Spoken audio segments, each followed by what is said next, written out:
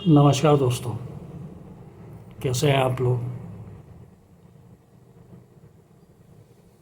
सब अच्छे ही होंगे मेरा हिसाब से लगता है। तो आज आपको एक बहुत ही चीज़ इसमें लिखी है और सिर्फ एक ही लाइन है और कोई लाइन नहीं है इसमें। एक लाइन के अंदर लिखा है इसमें। अगर जैसा चाहें तो उसको आप करके देख सकते हैं। ये है रूपो होई। रूपो होई करके है, बस और कुछ भी नहीं है इसमें। तो ये रूपा बनाने के लिए है।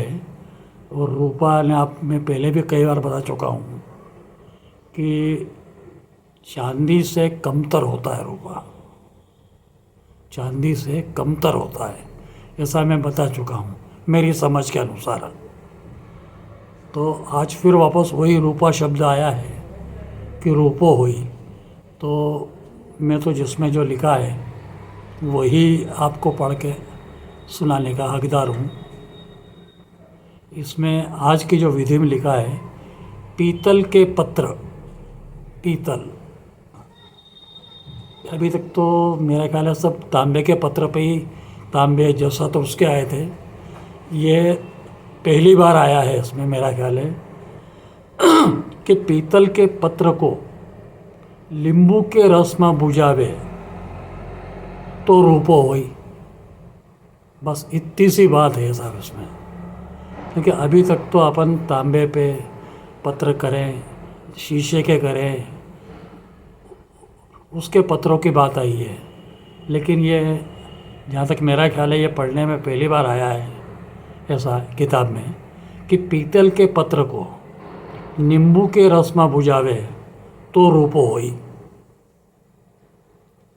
तो इसमें तो कुछ भी नहीं सब, सभी चीज़ें आराम से, पीतल भी हर जगह हर घर में अवेलेबल होता है, मिलता है।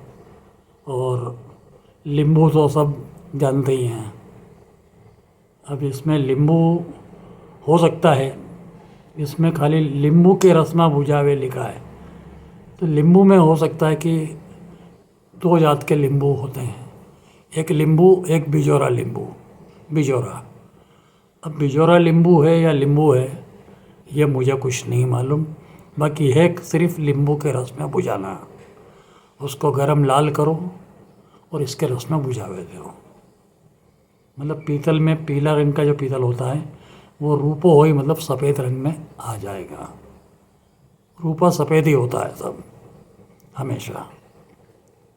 तो ये इतना सा इसके अंदर आज सबसे छोटी विधि है कि पीतल के पत्र को नींबू के रस में बुझावे तो रूपो होई।